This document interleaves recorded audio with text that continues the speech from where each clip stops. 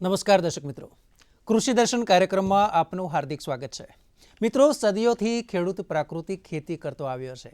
પ્રાકૃતિક ખેતીની જ્યારે વાત કરીએ છીએ ત્યારે તમામ પ્રકારના કુદરતી જે આપણે કે મિનરલ્સ છે તેનાથી ભરપૂર હોય છે.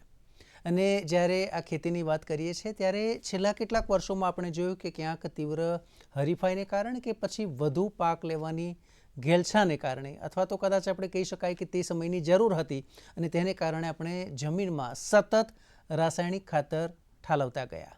તેવી જ રીતે જમીનમાં જંતુનાશક રાસાયણિક દવાનો ખૂબ જ ઉપયોગ કર્યો, ખૂબ જ જમીનને પધરાવી દીધું અને તેને કારણે આજે પરિસ્થિતિ એ આવીને ઊભી છે કે એવી ઘણી ખરી જમીન છે કે જે સારી એક સમય હતી, ફળદ્રુપ હતી, પરંતુ હવે તેમાં રસકસ નથી રહ્યા.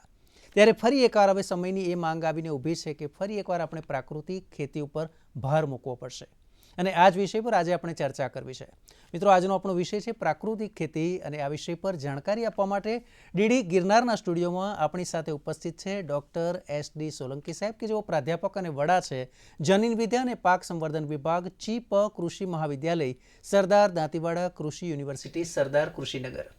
સોલંકી સાહેબ, આપનું ખૂબ ખૂબ સ્વાગત છે. નમસ્કાર. નમસ્કાર સાહેબ, ખૂબ જ રસપ્રદ વિષય, કારણ કે જ્યારે જમીન છે તેને ફરી એકવાર ફળદ્રુપ અને સારામાં સારું ઉત્પાદન મળે અને તે માટે આપણે કદાચ કહેવાય કે ફરી પહેલાં જેવી વ્યવસ્થા પાછી લાવી છે કે ઓછામાં ઓછા ખાતરના ઉપયોગ થકી સારામાં સારું ઉત્પાદન લેવું અને એના માટે સરકારશ્રી તરફથી પણ વિશેષ ભાર મૂકવામાં આવે છે.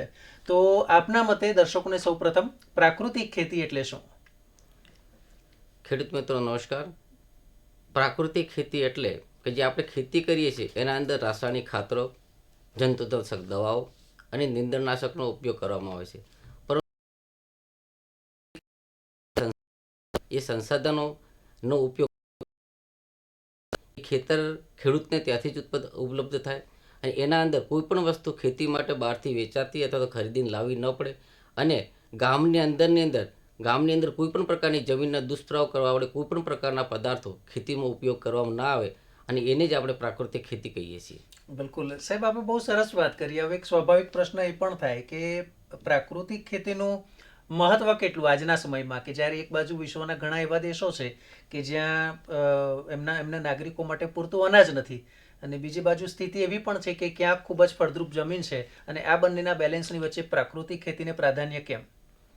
ખેડૂત મિત્રો, પ્રાકૃતિક ખેતી એટલા માટે અત્યારે પ્રાધાન્ય આપવું પડે છે કે આપણે સૌથી વધુમાં વધુ રાસાયણિક ખાતરો અને સાથે સાથે જંતુનાશક દવાઓ અને નીંદણનાશકો નાખતા ગયા, કારણ કે આપણે એકમ જગ્યાની અંદર વધુ ઉત્પાદન લેવાની ઘેલસાની અંદર વધુમાં વધુ નાખતા ગયા અને આજે એક સમય એવો આવી ગયો છે કે આપણે ખેતી મોંઘી થતી જાય છે.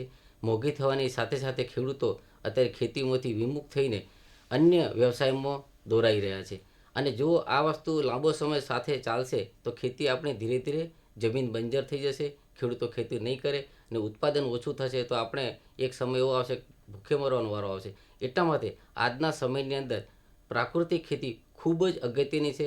એટલા માટે થઈને આપણે ભૂમિને આપણે યોગ્ય રીતે સાચવી શકીએ, પાણી, જમીન, હવા અને આપણે દૂષિત ન થવા દઈએ. એટલા માટે પ્રાકૃતિક ખેતી અત્યારે ખૂબ જ તાતી જરૂરિયાત છે. બિલકુલ, એટલે આપણે ખૂબ જ સરસ સમજૂતી આપી કે કેમ પ્રાકૃતિક ખેતી પર ભાર મૂકવો જરૂરી. સાહેબ, એક બાબત આપની પાસેથી મારે એ જાણવી છે કે રાસાયણિક ખાતરનો આપણે ઉપયોગ ખૂબ જ કર્યો અને હવે આપણે તેને ઘટાડવા માટે કહીએ છીએ, તો રાસાયણિક અને પ્રાકૃતિક આ જે ખેતી કરીએ છીએ તો બંનેમાં તફાવત શું? મિત્રો, રાસાયણિક ખેતીની અંદર અત્યારે રાસાયણિક મોટાભાગના આપણે દ્રવ્યો વાપરીએ છીએ, સાથે સાથે કીટનાશક વાપરીએ છીએ અને કોઈ પણ પ્રકારના નીંદણનાશકનો ઉપયોગ કરીએ છીએ. આપણે અત્યારે જે બળદથી ખેતી થતી હતી એની જગ્યાએ અત્યારે ટોટલી આપણે યાંત્રિક ખેતી કરીએ છીએ અને રાસાયણિક વાપરીએ છીએ.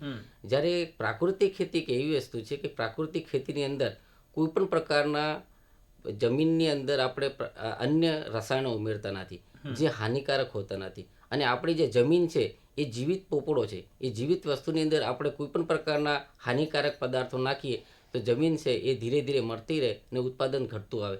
તો આપણે ઉત્પાદન પણ એ જે જમીનમાંથી મળે છે ઉત્પાદન પણ આપણે માફકસરનું મળી રહે અને સાથે સાથે જમીન પણ સચવાય, આપણું અત્યારે પર્યાવરણ પણ સચવાય. એને આપણે અત્યારે બેમાં એક જ મુખ્ય અંતર છે અને આપણે જે પ્રાકૃતિક ખેતી કરશું તો ખેડૂત પોતાની આવક પણ એટલી ને એટલી રાખી શકશે અને ખેતીની અંદર કોઈ પણ પ્રકારનો ખર્ચ નહીં થાય. સાહેબ બહુ સરસ વાત કરી. હવે દર્શકોને આપણે એ માહિતી આપી છે કે જ્યારે પ્રાકૃતિક ખેતીની વાત કરીએ છીએ તો એના આધાર કયા કયા, આધાર સ્તંભ શું? ખેડૂત મિત્રો, પ્રાકૃતિક ખેતીની અંદર સૌથી પહેલો આધાર છે એ આપણે બીજામૃત વાપરીએ છીએ. બીજામૃત પછી આપણે એના અંદર જીવામૃત વાપરીશું. જીવામૃત પછી એના અંદરથી આપણે ઘન જીવામૃત વાપરીશું. અને છેલ્લે વાષ્પા અને આચ્છાદનની પ્રવૃત્તિ, એટલે 5 મુખ્ય ઘટકો છે. બરાબર, એટલે આપણે કહી શકાય કે આ જે 5 આધાર સ્તંભ છે તેને ધ્યાનમાં રાખીને આપણે પ્રાકૃતિક ખેતી સુંદર રીતે કરી શકાય. અચ્છા, બીજામૃતની આપે વાત કરી, એટલે ક્યાંક બીજ શબ્દ પણ અંદર આવતો હશે. તો બીજામૃત એટલે શું, અથવા તો એ બીજામૃત બનાવવાની જે પ્રક્રિયા છે તે શું, અને તેનાથી ખાસ કરીને આપણી જમીનને શું ફાયદો થાય?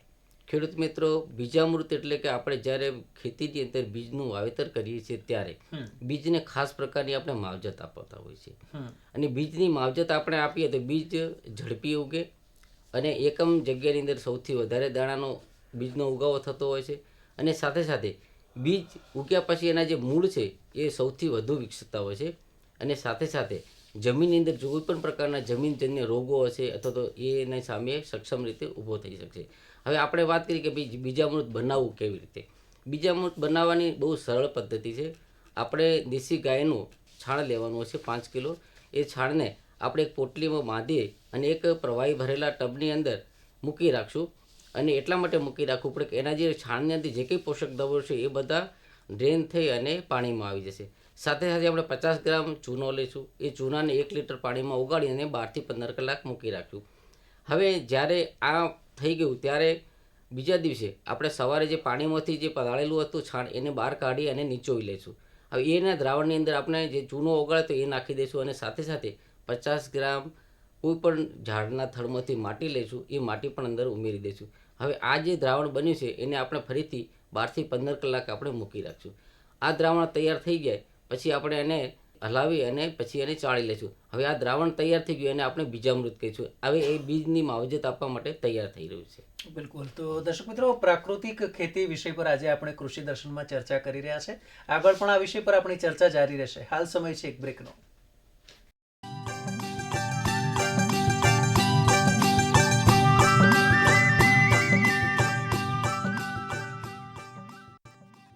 તો બ્રેક બાદ ફરી એકવાર આપનું સ્વાગત છે. દર્શક મિત્રો, કૃષિ દર્શનમાં પ્રાકૃતિક ખેતી વિષય પરની આપણી ચર્ચા છે અને એસડી સોલંકી સાહેબ આપને માર્ગદર્શન પૂરું પાડી રહ્યા છે. સાહેબ, જે પ્રમાણે આપણે બીજામૃતની વાત કરી એમાં શું કાળજી લેવી તેની પણ આપણે સરસ ચર્ચા કરી. બીજામૃતના ફાયદા એને થોડું આપની પાસેથી સમજવું છે અને ત્યાર પછી આપણે વાત કરીશું ઘન જીવામૃતની. સૌથી પહેલાં આપણે બીજામૃતના ફાયદા લઈ લઈએ. જી. જ્યારે આપણે બીજામૃતને બીજ વાવતા પહેલાં આપણે માવજત આપતા હોઈએ છીએ. અને બીજામૃતની બીજ માવતા આપશું તો એ બીજામૃત છે એક પ્રાકૃતિક દ્રવ્ય બનેલું છે. એના અંદર કોઈ પણ પ્રકારના હાર્મફુલ કેમિકલ નથી. એટલે સૌથી પહેલો કે આપણે જમીનની અંદર જે કંઈ આપીએ છીએ બીજને આપીએ છીએ એ આપણે પ્રાકૃતિક પદાર્થ આપીએ છીએ.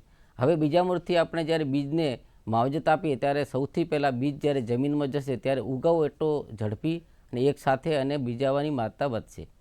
સાથે સાથે બીજ છે એના મૂળ જ્યારે અંકુરણ થઈ જાય મૂળ બહુ જ ઝડપથી વિકાસ પામશે. અને વિકાસ પામ્યા પછી જ્યારે છોડ બને છે એ છોડ છે ઝડપથી અને એ ઉગાવો થયાની સાથે સાથે એ પાકની અંદર પરિણામતો હોય છે.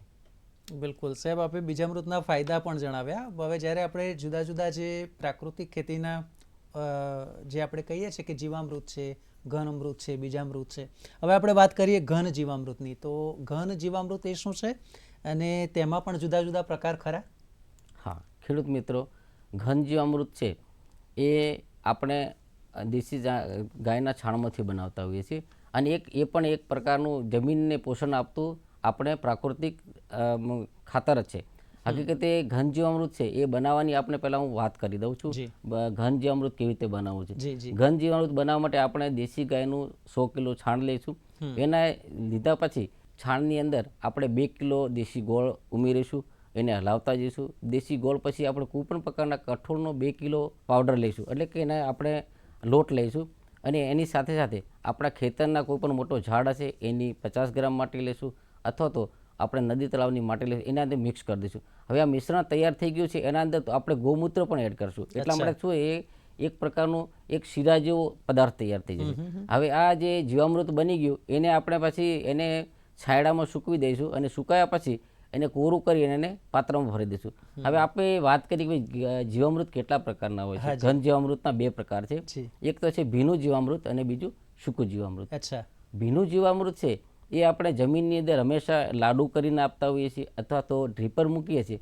ડ્રીપરની અંદર એ લાડુ મૂકી દેવાનું, એના નીચે આપણે ટપકાથી પાણી આપતા રહીશું અને પછી એના ઉપર કોઈ પણ પ્રકારના પાકના ભૂસાથી ઢાંકી દઈશું. એટલે એ ભીનું જીવામૃત છે એ જમીનમાં ટપકે મૂળના છોડમાં જતું રહેશે. બીજી વાત કરીએ આપણે ઘન જીવામૃતનો જે સૂકો પદાર્થ છે એને આપણે માનો કે 100 કિલો લીધું હોય એને પાવડર બનાવી દઈશું, એના અંદર 100 કિલો સાણીઓ ખાતર આપીશું. હવે આ બંનેને મિક્સ કરી અને જ્યારે આપણે ખેતીની અંદર વાવેતર કરતા હોઈએ છીએ ત્યારે આપણે ઓટોમેટિક ચાવરની અંદર ચાસની અંદર એ ખાતર રૂપે અંદર જવા દઈશું. એટલે સીધું જમીનની અંદર બીજની સાથે ખાતરનું કામ કરશે અને બીજનો ઉત્પાદન થવામાં અથવા પાકને ઉત્પાદન થવામાં એને બહુ જ મોટો અગત્યનો ફાળો આપશે. બિલકુલ. એટલે સાહેબ કહી શકાય કે આ જે આપણે જીવામૃત બનાવવાની વસ્તુ છે લગભગ ક્યાંય કશું આપણે બહાર લેવા જવાની જરૂર નથી. જે પ્રમાણે આપણે વાત કરી ગોળની સગવડ કરવાની હોય, કઠોળ કે કઠોળના પાવડરની કરવાની હોય, ગૌમૂત્રની કરવાની હોય, એટલે કહેવાય કે આ એવી વસ્તુઓ છે કે જે આપણા ઘર કે આપણા ખેતરમાંથી આપણને પ્રાપ્ત થાય. અચ્છા, મારે જીવામૃતના કેટલાક પ્રશ્નો તો છે હજી, પરંતુ જ્યારે ગૌમૂત્ર શબ્દ પણ આવ્યો ત્યારે એક વાત એવી પણ છે કે પ્રાકૃતિક ખેતીમાં દેશી ગાયનું પણ ખૂબ મહત્વ છે. તો સાહેબ એ શું છે અને કેમ? ખેડૂત મિત્રો, મારે આપને જણાવવાનું છે કે દેશી ગાય કેમ. આજે આપણે અત્યારે HF છે કે જર્સી છે કે બીજી બહારની ઘણી બધી ઓલાદોની જાતો અહીં લઈ જાય, પણ આપણે જાણીએ છીએ કે આપણું ગુજરાતનું વાતાવરણ છે સૂકું છે, ઘણી વખત બહુ વિષમ ગરમી પડતી હોય છે, વિષમ ઠંડી પડતી હોય છે. પણ આપણી જે અત્યારની આપણી જે કાંકરેજ ગાય છે અથવા તો આપણી ગુજરાતની ઓલાદો છે ગીર ગાય છે એ આપણા વાતાવરણને ટકી રહે છે. એને ગમે એટલી ગરમી પડશે, ઠંડી પડશે અથવા તો ભેજ સૂકું હશે એ સારી રીતે જીવી શકે છે અને એ દૂધ પણ આપે છે. સાથે સાથે બહુ અમૃત કહેવાય એવું આપણે છાણ અને ગૌમૂત્ર આપે છે. એનો જ પ્રાકૃતિક ખેતીમાં ઉપયોગ કરવાનો છે મિત્રો. એટલા માટે ગાયનું પ્રાકૃતિક ખેતીમાં બહુ જ મહત્વનો ભાગ ભજવે છે. એટલે સાહેબ આપણે વાત કરી ને કે ગાયનું ગૌમૂત્ર અને છાણ એ ખૂબ જ ઉપયોગી છે, પણ ઘણીવાર ખેડૂતોમાં પણ આ પ્રશ્ન થતો હશે કે ગાય કે એમની પાસે ઘેટા હોય, બકરા હોય, બળદ હોય, તો શું તેનું છાણ પણ એટલું જ ઉપયોગી છે કે કેમ? ખેડૂત મિત્રો, આપણા અહીંના જે આપણા વિસ્તારના પશુઓ છે, આપણે વાત કરી કે ભાઈ ગાય છે, બળદ છે, ઘેટા છે, બકરી છે, ભેંસ પણ છે, એનો પણ આપણે પ્રાકૃતિક ખેતીમાં ઉપયોગ કરી શકીએ છીએ. કારણ કે ગાયના છાણની અંદર આપણે માનીએ છીએ કે 3 લાખ જીવાણુઓ 1 ગ્રામની અંદર છે, પણ બીજા જે કંઈ પશુઓ છે એના અંદર થોડી ઘણી માત્રા વધઘટ હશે, પણ એના અંદર પણ માઇક્રોબ્સ એટલે કે એ સૂક્ષ્મ જીવાણુ છે એ તો છે જ, પણ એનો પણ આપણે પ્રાકૃતિક ખેતીમાં ઉપયોગ કરી શકીએ છીએ. પણ સૌથી વધારે આપણે દેશી ગાયને પ્રાધાન્ય આપવું જોઈએ. દેશી ગાયને એટલા માટે આપી છે કે ગાયની અંદર એક એવું છે કે આપણે ઘાસ પણ ખવડાવીને એનો આપણે જતન કરીએ છીએ, સાથે સાથે ગાય આપણને દૂધ પણ આપે છે. આપણે માનીએ છીએ કે દેશી ગાયનું દૂધ અમૃત છે. એટલા માટે ગાય આપણને છાણ, દૂધ અને સાથે સાથે આપણને આ દરેક પ્રકારના પોષક તત્વો પૂરા પાડે છે. એટલા માટે આપણે ગાયને સૌથી વધારે મહત્વ આપીએ છીએ. બિલકુલ. અને એટલે જ કદાચ શાસ્ત્રોમાં ગાયને આપણે કામધેનુનો દરજ્જો, એટલા માટે આપણે ગાયને માતા પણ કહેવામાં આવી છે કે એના દરેકનો જીવતા અને મર્યા પછી બેનો ઉપયોગ થતો હોય છે. એટલા માટે બહુ સરસ વાત કરી સાહેબ. હવે આપણે ચર્ચા કરવી છે કે જીવામૃતના પ્રકાર અને ઉપયોગની તો આપણે સમજ આપે પ્રાથમિક આપી, પણ આ ઘન જીવામૃત બનાવવાની જે રીત હોય તો એ, અને ખાસ કરીને એના ફાયદા શું? મિત્રો, ઘન જીવામૃત બનાવવાની આપણે વાત કરી કે છાણ અને સાથે સાથે આપણે ગોળ અને બીજા પણ આપણે કઠોળના લોટને અંદર ભેળવી અને માટી કરીને આપણે ઘન જીવામૃત બનાવીએ છીએ. ફાયદાની વાત એ કરી કે આપણે જ્યારે જમીનમાં એને આપીએ છીએ ત્યારે એક તો એ એક પ્રકારના આપણે જે જમીનની અંદર છોડને જેટલા પોષક તત્વો જોઈએ એ બધા પૂરા પાડતું હોય છે, એટલે પોષક તત્વો પૂરા પાડશે. બીજું, જમીનની અંદર એ ઘન જીવામૃતની સાથે સાથે એ જમીનને પણ એક ફળદ્રુપ બનાવે છે અને એક વાસ્પા કન્ડિશન ડેવલપ થતી હોય છે. ત્રીજી કે જમીનની અંદર જ્યારે આપણે એને આપીએ ત્યારે જમીનની અંદર જેટલા પણ જંતુ અથવા તો ફૂગ જીવાત છે એ પણ છોડને લાગતા નથી. એટલા માટે એ જ્યારે આપણે ઘન જીવામૃત આપીએ ત્યારે જમીનની અંદર આપ્યા પછી આપણે જમીન અને સાથે સાથે પાક બંનેમાં મોટો ફાયદો કરતો હોય છે. બિલકુલ. દર્શક મિત્રો, ખાસ કરીને જે ઘન જીવામૃત છે તે શું ને તેના ફાયદા તે પણ સાહેબે બહુ સરસ સમજાયું. હાલ આપણે એક નાનો બ્રેક લઈએ છીએ ને બ્રેક પછી આગળ આપણે જાણીશું કે જે પ્રવાહી જીવામૃત છે તેના ખાસ કરીને શું ફાયદા છે અને ખેડૂતોએ તેનો ઉપયોગ કઈ રીતે કરવો જોઈએ. હાલ સમય છે એક બ્રેકનો.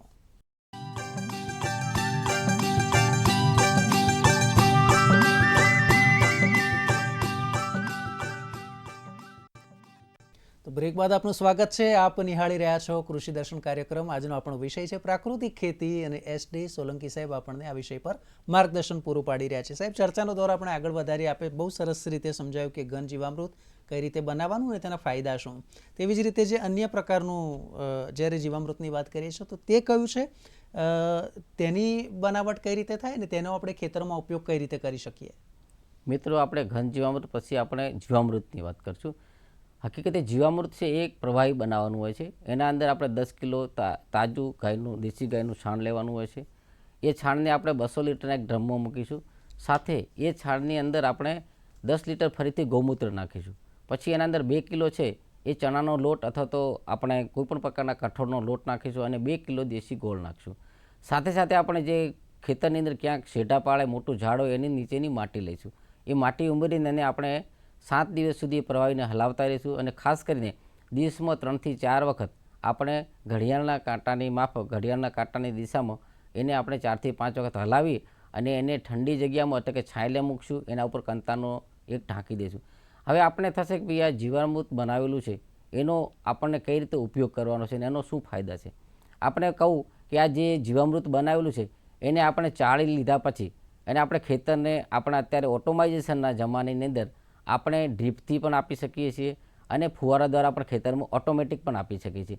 બીજું કે જ્યારે આપણે જોડે એ સંસાધન ન હોય ત્યારે આપણે પંપની અંદર પણ એક 10 લીટરની અંદર 50 ml થી 100 ml નાખીને આપણે સ્પ્રે પણ કરી શકીએ. ત્રીજું કે આ જીવામૃતની આપણે ડોલમાં લઈને એને સાવરણી અથવા લીમડાના પાનથી જ્યારે જમીનમાં ભેજે ત્યારે એને દરેક છોડના ખામણે આપણે આપી તો સીધી જીવામૃતનો એ ઉપયોગ થઈ જતો હોય છે. બિલકુલ સાહેબ, આપે જે વાત કરી એમાં એક પ્રશ્ન એ પણ આવે છે કે જો આ જે જીવામૃત છે એને આપણે જમીનમાં નાખીએ તો જમીન છે એની ફળદ્રુપતા તો વધે છે, પણ એનું એક કારણ એવું પણ છે કે તેનાથી જે અળસિયા છે જમીનની અંદરના તેનો પણ કંઈક ગ્રોથ વધતો હોય તેવું સામે આવ્યું છે. એની થોડી વાત કરશો. જ્યારે જીવામૃત છે એ સીધું ખાતર નથી મિત્રો, પણ એ ખરેખર જીવામૃત છે એક મીડિયમ પૂરું પાડે છે. આપણે જાણીએ છીએ કે ગાયની અંદર આપણે 3 કરોડ 1 ગ્રામની અંદર બેક્ટેરિયા અથવા તો કોઈપણ પ્રકારના જીવાણુઓ છે. હવે જ્યારે આપણે જીવામૃત બનાવીએ ત્યારે દર અડધા કલાકે ડબલ થતા હોય છે. અને જ્યારે કોઈપણ સૂક્ષ્મ જીવાણુવાળું પ્રવાહી છે આપણે જમીનમાં આપીએ ત્યારે એક ખાસ કરીને એક પ્રોસેસ એવી થશે કે જમીનની અંદર એક બેક્ટેરિયલ અથવા તો કોઈપણ પ્રકારના જીવાણુનો ગ્રોથ વધશે અને સાથે જમીનની અંદર જે જીવાણુઓ છે એ જમીનમાંથી ઉપર આવશે અને ખાસ કરીને અળસિયા છે એ જમીનમાંથી ઉપર આવશે, કારણ કે એ છાણથી આકર્ષાઈને ઉપર આવતા હોય છે અને અળસિયાની અને માઇક્રોબ્સની એક્ટિવિટી વધશે. એની સાથે એક બીજો ફાયદો છે કે જમીનની અંદર જેટલા પણ ખાતરો હશે એને છોડના મૂળમાં લભ્ય બનવાનું પ્રોસેસ કરશે. લભ્ય એટલે કે જ્યારે જમીનમાં ખાતર તો હોય છે પણ છોડ એને શોષી શકતો નથી કારણ કે અલભ્ય હોય છે. પણ જ્યારે બેક્ટેરિયલ એક્ટિવિટીથી એ હંમેશા માટે લભ્ય થશે. સૂક્ષ્મ જીવાણુ અને અળસિયા બંને આને લભ્ય બનાવે છે અને લભ્ય બનાવવાથી છોડ છે એ સીધી રીતે એ પોતાના સિસ્ટમો લે છે અને એનો વિકાસ, વૃદ્ધિ અને ઉત્પાદન અને એની ક્વોલિટી ત્રણેની અંદર સારામાં સારું આપણને પરિણામ આપતું હોય છે. એટલા માટે આપણે જીવા અમૃત કહ્યું છે. જીવ અને સાથે અમૃત છે. બિલકુલ, જીવ અને સાથે અમૃત છે. સાહેબ, એક બાબત એ છે કે ઘણીવાર ખેડૂત મિત્ર છે એ જે રાસાયણિક ખેતી કરે છે અને કદાચ પ્રાકૃતિક કરે છે તો પ્રાકૃતિક ખેતી છે તેના ક્યાંક ભાવ ઊંચા હોય છે અને સાથે એક વસ્તુ એ પણ છે કે તેનાથી ખાસ કરીને એવું કહેવાય છે કે કેન્સર જેવા જે હાનિકારક જે રોગ છે એ આપણા શરીરમાં પ્રાકૃતિકથી નથી આવતા, રાસાયણિકથી આવે છે અને એના માટે પણ વિશેષ ભાર મૂકવામાં આવે છે. આપનું શું માનવું છે? આપણી બહુ જ સાચી વાત છે કે જ્યારે ખેતીની અંદર વધુમાં વધુ રાસાયણિક ખાતરો અને વધુ કીટનાશકોનો સ્પ્રે કરવામાં આવે છે અને ક્યારેક જમીનની અંદર જ્યારે ખરપતવાર એટલે કે નીંદણનો નાશ કરવા માટે આપણે નિંદામણ નાશક વાપરીએ છીએ. હવે જ્યારે આજે કોઈપણ પ્રકારની કીટનાશક છાંટેલી હોય એની શાકભાજી આપણે ખાઈએ તો એનાથી આપણા શરીરની અંદર એ પોઈઝન જતા હોય છે, ઝેર જતા હોય છે, એનાથી આપણને કેન્સર થતા હોય છે. પણ જ્યારે પ્રાકૃતિક ખેતીની કોઈપણ પ્રકારની પ્રોડક્ટ હશે એ લઈશું તો એના અંદરથી આપણને કોઈપણ પ્રકારનો આપણા શરીર ઉપર અથવા તો આપણા વાતાવરણ પર કોઈ પ્રકારનો દુષ્પ્રભાવ થતો નથી અને આપણે હંમેશા માટે સ્વસ્થ રહીએ છીએ. બિલકુલ, એક બાબત આપણી પાસેથી એ જાણવી છે કે ગુજરાતની જ્યારે વાત કરીએ છીએ ત્યારે પ્રાકૃતિક જિલ્લા તરીકે આપણે ડાંગને પસંદ કર્યું છે. પહેલાંની સ્થિતિ અને અત્યારની સ્થિતિ અને એ સિવાય અન્ય જે જિલ્લાઓની વાત કરવામાં આવે તો ત્યાં પ્રાકૃતિક ખેતીને લઈને હવે ખેડૂતો કેટલા ઉત્સાહિત છે? ખેડૂત મિત્રો અત્યારે પ્રાકૃતિક ખેતીને સરકારશ્રી પણ ખૂબ જ પ્રાધાન્ય આપે છે અને સાથે સાથે દરેક જગ્યાએ એફપીઓ અને કોઈને કોઈ માધ્યમથી આપણે પ્રાકૃતિક ખેતીની કોઈ પણ પ્રકારની પેદાશ હશે એ આપણે સીધી ખેડૂતના ખેતરેથી વાપરનાર સુધી પહોંચાડવાની એક ચેનલ ઊભી કરવામાં આવેલી છે. અને એમાં ખાસ કરીને એફપીઓનો રોલ છે. એટલા માટે પ્રાકૃતિક ખેતીમાં જે કંઈ માલ બનશે, શાકભાજી છે, ફળો છે કે કોઈ પણ પ્રકારના અનાજો બનશે, એને આપણે એફપીઓથી સીધા એને આપણે કોઈ પણ પ્રકારના મોલ દ્વારા એ કોઈ પણ વાપરનાર કન્ઝ્યુમર સુધી પહોંચાડીએ તો કોઈ પણ પ્રકારનું ભેળસેળ નહીં થાય. અને સાથે સાથે જે ઉગાડનાર છે એને આપણે વધુમાં વધુ સારા ભાવ આપી શકીએ અને પ્રાકૃતિક ખેતીનો સારામાં સારો વિકાસ કરશું. અને ભવિષ્યની અંદર આપણે ગુજરાતને અને દેશને ઝેરમાંથી બચાવીશું અને આપણે બધા સ્વાસ્થ્ય રહીશું. બિલકુલ. એટલે સાહેબ આપણે એવું કહી શકાય કે હવે પછીનો જે જમાનો છે પ્રાકૃતિક તરફ જ હશે. હાજી, ડેફિનેટલી.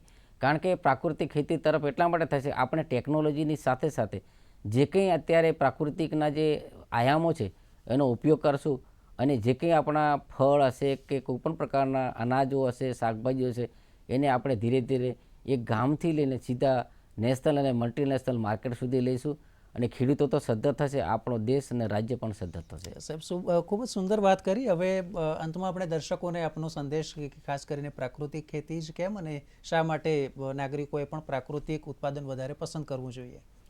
ખેડૂત મિત્રો તો એટલા માટે કે જે અત્યારે જે અનાજ પકવી અને આપણે તાત કહીએ છીએ એ કોઈપણ પ્રકારના ઝેર મુક્ત પ્રોડક્ટ બનાવે, શાકભાજીથી લઈને ફળો સુધી અને અનાજ સુધી અને માર્કેટમાં મોકલે. પણ મારે બીજા સાથે પણ એ પણ કહેવું છે, જે યુઝર છે, વાપરનાર છે, ખાનાર છે, એને પણ વિનંતી છે કે તમે ઝેર મુક્ત ખાશો તો આજે ઉત્પાદન કરનાર છે એને પણ એટલો ફાયદો થશે, એ પણ પગભર બનશે અને આપ પણ ખાશો તો આપ પણ અત્યારે સ્વસ્થ રહેશો અને સ્વસ્થ રહેશો તો આપણે સારું જીવન પસાર કરી શકશું. એટલા માટે પ્રાકૃતિક ખેતી છે એ ત્રણે ચારે આયામોને પૂરા કરશે. કારણ કે એક ગાયને પણ બચાવશે, લોકોને પણ બચાવશે, વાપરનારને પણ બચાવશે અને દેશને પણ બચાવશે. એટલે કારણ એના માટે એટલું જ છે કે આપણે વિદેશથી બહુ મોંઘા ફર્ટિલાઇઝરો લાવીએ છીએ, એ લાવવા નહીં પડે અને એના લીધે આપણે દેશ પણ એક આત્મનિર્ભર બનશે. ખેડૂત અને વાપરનાર બધા જ આત્મનિર્ભર બનશે તો આપણે બહુ સારી રીતે ગુજરાતને આગળ લઈ જઈશું. સાહેબ ખૂબ જ સુંદર આપનો સંદેશ અને ચોક્કસથી મને આશા છે કે દર્શકોને પણ આ વાત પસંદ પડી હશે. આપ આ ચર્ચામાં જોડાયા અને દર્શકોને જે માહિતી આપી આપનો ખૂબ ખૂબ આભાર. નમસ્કાર. આપનો પણ ખૂબ ખૂબ આભાર. તો દર્શક મિત્રો, મને આશા છે કે પ્રાકૃતિક ખેતીનો આ એપિસોડ આપને પણ ઘણી બધી જાણકારી ચોક્કસથી મળી હશે. ટૂંકમાં એટલું જ કહીશું કે સ્વસ્થ મન અને નિરોગી તન અને તે માટે પ્રાકૃતિક આહારનો વધુમાં વધુ આપણે ઉપયોગ કરીએ. નમસ્કાર.